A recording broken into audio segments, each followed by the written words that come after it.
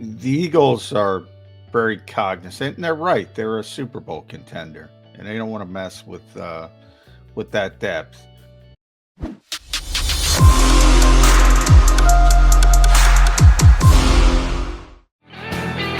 got John McMullen and Jody McDonald, your Mac Birds 365 guys here on a bye week Thursday. Yes, it's a bye week. No Eagle game on Sunday.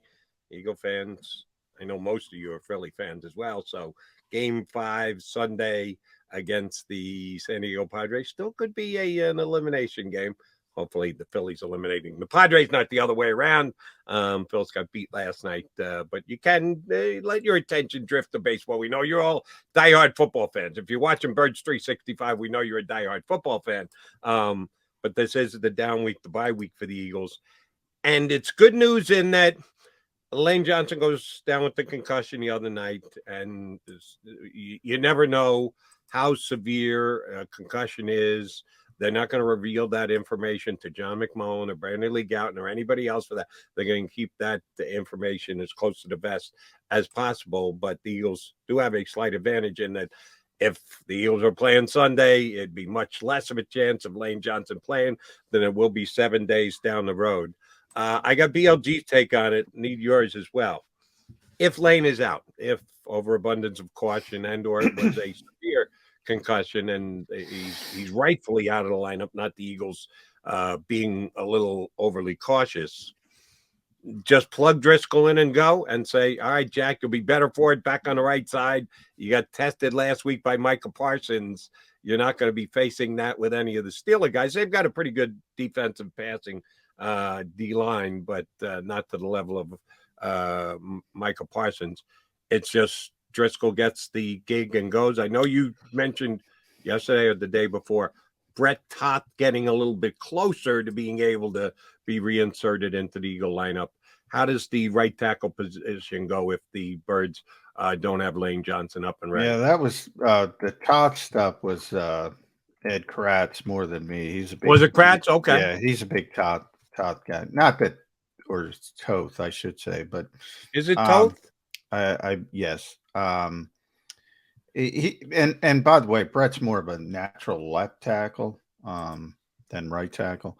Now they like Jack Driscoll at right tackle. They think that's his most natural position. It is his most. I think he was better at right guard than right tackle, but that's my personal opinion. They think he's best at right tackle, and it would be one of those situations where he has a week to prepare. They would kind of know that Lane would be out, and that's a better situation than coming in cold against Micah Parsons. As you mentioned, T.J. Watt. I don't know where he is health wise, but as long as he's not out there, and he's not expected to be back by that point, I wouldn't have much concern about putting Jack Driscoll out, and that's the way they would go. But the good news is they're not Miami, and they don't have to play the PR game, and Lane will be, you never say anything's 100%, but very confident that bye week came along at the right time for Lane Johnson. Maybe if it were this Sunday, it would be an issue, but not a week from Sunday. Hopefully that's exactly the case. Then let me ask you about Toth. If he's a left tackle in your eyes, I thought he was a guy who was graded out. And well, he's very versatile, but he played center last year in that Week 17 game. Exactly. But if you're telling me left tackle is his number one position, versatility included that he can be moved around and go to different spots, but his most natural position is left tackle. If he is up and ready to go and they feel confident that if they needed to, they could plug him in, will that affect the way they handle Andre Dillard before the trade deadline? Because we got 11 days before that. Maybe there's a team that suffers a left tackle injury this week and says, man, we're still a playoff team, but our backup left tackle just isn't good enough. And Andre Dillard, we liked Andre Dillard. We keep saying that about Christian McCaffrey, right? Oh, the Eagles loved him draft time. They were going to take him. Well, maybe there's a team out there that was that big a fan of Andre Dillard and he just got plucked off in the first round by the Eagles before they were ready to go. If the perfect fit pops up, Would they trade Andre Dillard? What do you think the price would be if they were to move him to trade deadline? Well, I think they wouldn't trade him for anything less than a second round pick, and I don't think they're getting a second round pick. So, you know, the Eagles are very cognizant, and they're right. They're a Super Bowl contender, and they don't want to mess with that depth. But you know, if somebody wows them, I more than Toth, it would have to do with Driscoll because Driscoll proved he could play left tackle as well. I think there was a lot of concern about that. Um, you know, Jack's just a better player than Brett. You know, and the Eagles value Jack Driscoll. He's the sixth man, so to speak, on the offensive line. Andre's a little bit different because he's a left tackle, only a left tackle. But they think he's a good left tackle. They're not going to give him away. But the fact that he was hurt and Jack Driscoll had to play left tackle and he held up, I think opens the door a little bit more. And if they get bowled over, you know, they know they're going to lose him anyway. But anything short of getting bowled over, they'd rather have the protection in case something happens to Jordan, and something's already happened to Jordan. Jordan's not 100%. He's probably not going to be 100% the entire season. So you have to factor that in as well. The safety net that is the Eagles' strength as backups on the offensive line. It would be interesting. I'd just love to see some team come out of nowhere and make Howie Roseman make a decision, offer him a second round pick, because then that would be a tricky call. All right, got to give a nod to our buddy. I think you mentioned him earlier in the show, Jimmy Kemsky from Philly Voice. He did a column yesterday about potential deals for the Eagles. And he mentioned a name that I had not heard anybody else mention yet. And if you did, John, I apologize. Please say so. A guy who I absolutely positively loved when he was coming out of the draft. And he hasn't had near the career I thought he was going to have, and has changed teams. But and I haven't watched them play enough this year to register a major opinion on him. But Jabrill Peppers, dual purpose. Number one, you and I said earlier in the show, could they use a better backup safety? I don't think Jabrill Peppers comes in and replaces either Chauncey Gardner-Johnson and or Epsy. He would be the third safety, the backup safety, the safety net safety if he were to be acquired. And he was pretty good at returning punts and kicks when he was at the University of Michigan.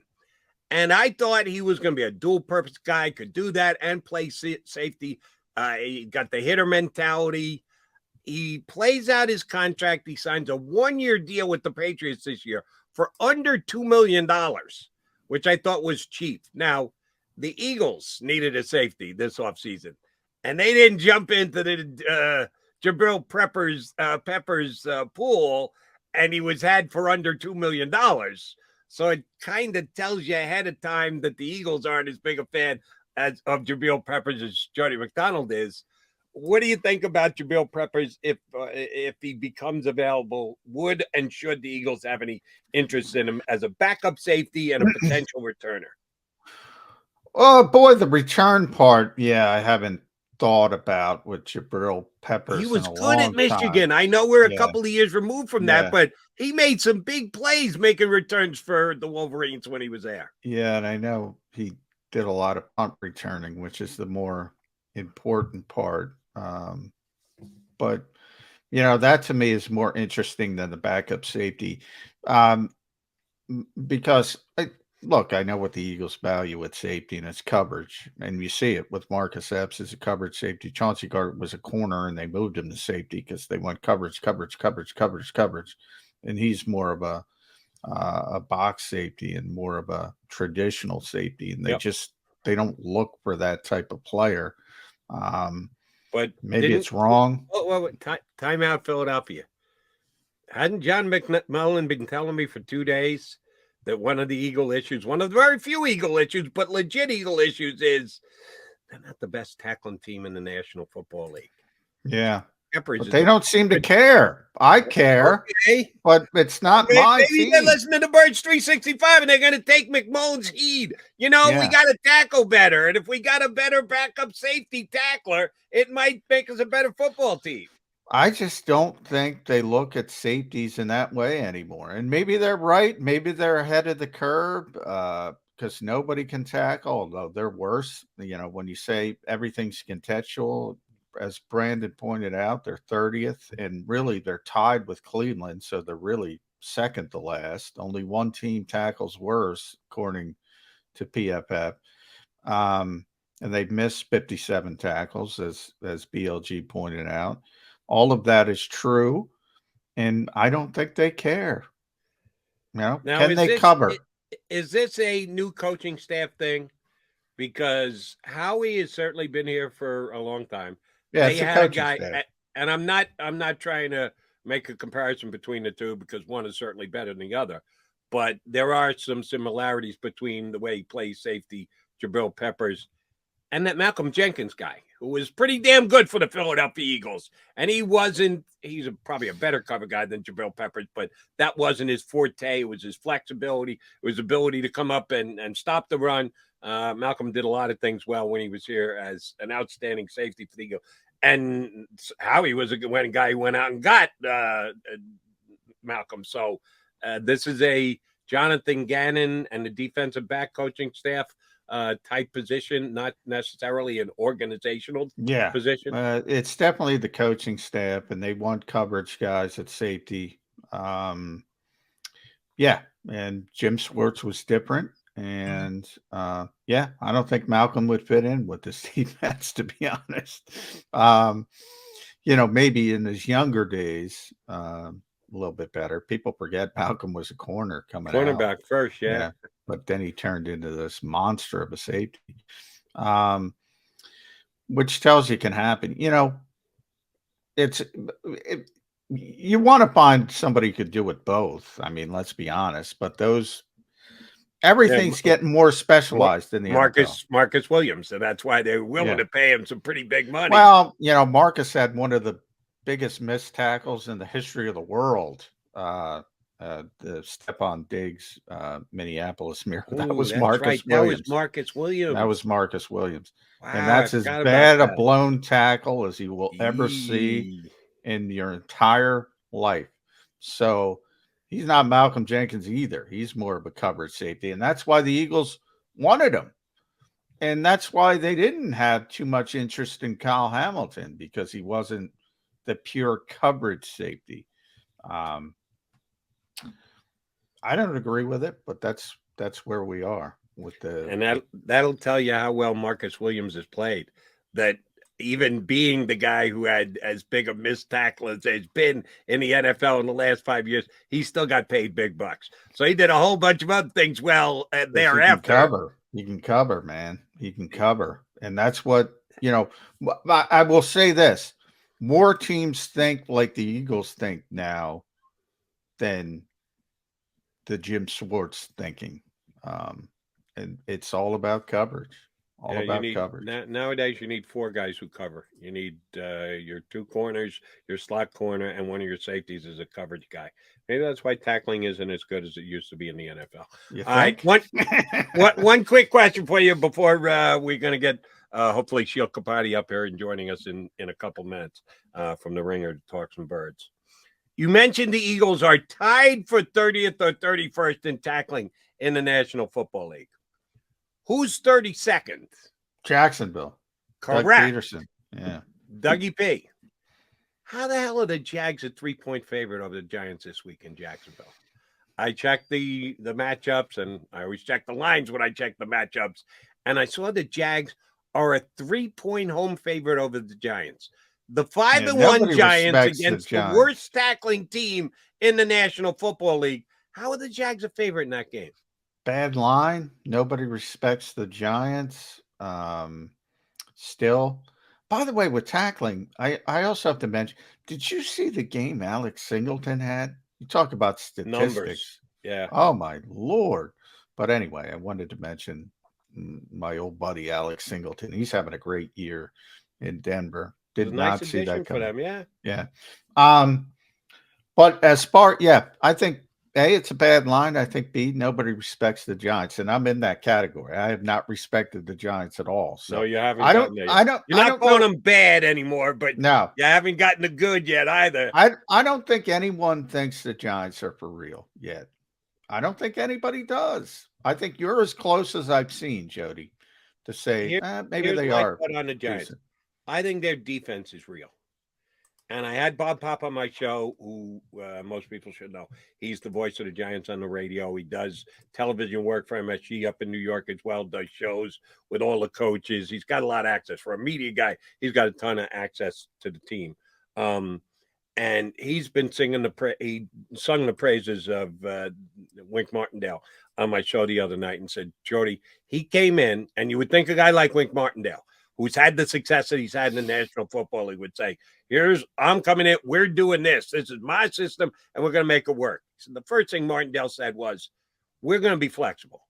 I'm going to come in and evaluate all the talent, and we're going to build the defense to fit the skill sets of my important defensive players, which I will always think is the best way to do it. Oh, yeah. Change over time. You're going to change your players. You have to have a flexible system. But to start, you should say, well, let's see what I got here to work with. Not, I'm going to try and put that square peg in that round hole. And it really has worked for the Giants this year. They've been good on defense. I still question their offense. They got a bunch of no-name guys playing wide receiver. Daniel Jones is Daniel Jones. Their offensive line is improved, but it's not the Eagles' offensive line. That's for damn sure. They got Saquon Barkley, who's a stud, but I don't love the Giant offense. But I think the Giant defense. Well, I will say, for years now, the Giants have had a good front. You talk about Leonard Williams, who you know well from a former Jet and Giant, really good player. Dexter Lawrence is really good player. They had Dalvin Tomlinson. They lost him, but he was a really good player. Still is. And then they had Kayvon Thibodeau, who's, say what you want, but he's got extraordinary made a big play in the Raven gifts. game, slapped the ball out of Lamar Jackson's hands the other day. He's got tremendous physical gifts. Azeez Ojulari, who I liked, and I said, you remember me, I said, if they took Ojulari in the first round and took Tony in the second, I would have had no issues with that. And it looks terrible because they took Tony in the first round. He's a good player. So it doesn't surprise me with the front. The back seven, though, I'm a little surprised because other than Xavier McKinney, who I think is a pretty good player at safety, I mean, they're throwing Jalen Smith out there at linebacker. I don't know who else they got. The rest of the secondary hasn't been great. So I don't believe in them just yet. But that front, that's starting to turn into a, when Washington had the 5 first-round picks. That front is good. It's really good. They've invested in it. Quick aside, and Sheil's scheduled to join us coming up in just a couple minutes. I'm not a Daniel Jones fan. Haven't changed my mind. Papa gave this qualifier in Daniel Jones.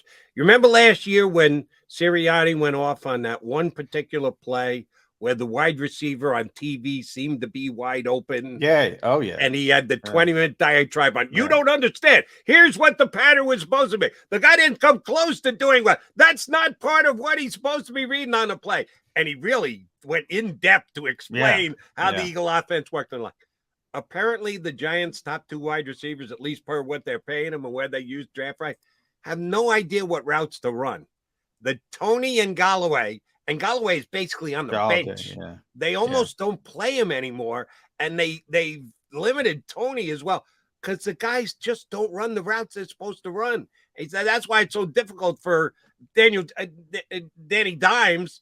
He looks up, and the guy's not where he's supposed to be. He's always looking into a zone to read, and there's nobody there, and he knows it's supposed to be there. Rule number 1 for any receiver in this league, and our buddy Sheil Kapati is going to be on to talk about it. Don't fool the quarterback. Do not fool the quarterback. Yeah, so if you're not in the right position, that is a disaster for the quarterback. And that's why I'm not sure about the Giants offense, but I've been impressed by the Giants defense.